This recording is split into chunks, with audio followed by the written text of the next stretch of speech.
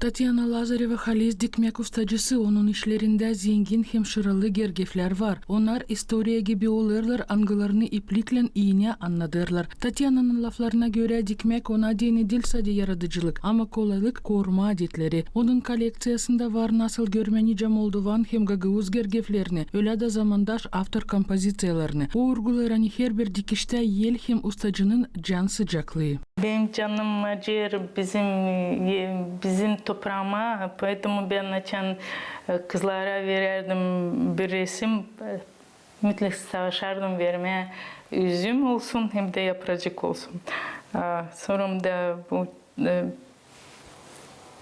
кушчазлар обязательно olsun, потому что это древо жизни, burada da o pek yönümlü böyle.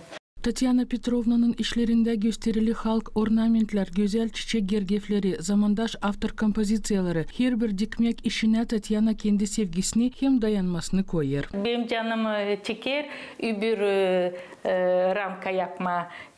Ben beğendim bu kelebeği. Sonra ben gördüm, uşak benim tigra. Kızım derim bunu da isterim yapma. Sonra ben gördüm hani burada var güzel bir frukt. Gene derim bir kuhnya olsun bir. Sonra gördüm güzel paskelle gelirdi. Geldi paskelle hadi lazım çekedim bu masa bizi yapma o paskel için. Tatyana söyler hani dikmek ona değini o dedelerin adetlerin koruması, gergeflerde dedelerin arifliği söyler ustacı. Onlarda var simvoller, angılar birleştirirler bizi historiyla hem toprağımızla. Bende var böyle el basması, bunlar el basması. Canım pek ona 1931 onlar yapardılar canından, naşı vardılar, nüsü vardılar. Önce bilirler ama bu vakıdan yetişti bu basmacık bana. Bu bana pek pahalı basma. Bundan çekilmesi de daha bir de var basmacık. Hani onlar yetiştirdiler yazma yılını 1934 yılda yapıldı. Da тоже yazılı Nadежда, burada da Viktor Latince, burada da тоже Vitali. Da çocuklar da var burada dikili. Onun için bunlar pek pahalı bana bu bizim dedelerimizden nereden geldi.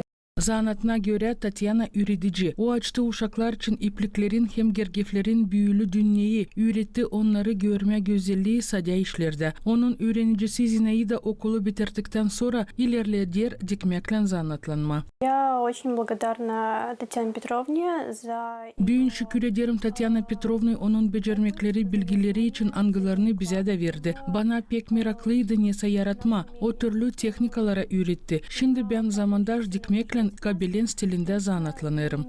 Мне всегда было интересно что-то творить. Büyün Tatyana Lazareva değil sadece üretici, ustacı, angısı üretti uşakları sevme yaratıcılığı hem kültürü. Onun zahmetlerin yardımıyla uşakların yerlerinde dikme işler olurlar, geleceğiyle angısında adetler yaşarlar. Tatyana Lazareva bilinir değil sadece ustacı hem üretici ama nice eski portretlerin toplucusu da. Çok yıl o toplar eski fotoları angılarında gösterili Gagavuzların yaşaması, yortuları, iş momentleri, düğün adetleri. Bu portretler verirler kolaylık görmeye geçmiş zamanları. Bu düğünler geçerdiler kışın, поэтому hepsi açan bir alırım. Bu portrete ben bakarım, обязательно nüsun keptamda o zor öğrenirim. Onu sonra belki işlemekte onu тоже varınca kullanma. Tatyana'nın laflarına göre her bir portret o diri historia, fotolarda bizim dedelerimiz, onların sevinmelikleri, adetleri, yaşaması, angıları bizi nice bir halk yaptılar, söyler o. Toplanırlar orada, insanlar, kızlar, burada onlar velosipedde. Bu pek güzel. Bu Gagavuz Moskva'ya gelmiş. А Минтанка böyle işçi Минтанка. Бүгүн Татьяна Лазареванын фото архиви бу Дилсади юзел коллекция, ама yönümlü bir zahmet Gagauzların kultura varlığın korumasında. Onun işi bellidir, ani halkın istoriyası Dilsadi kağıtlarda korunur. Ama eski portretlerde angılar yardım ederler unutmama historia köklerini.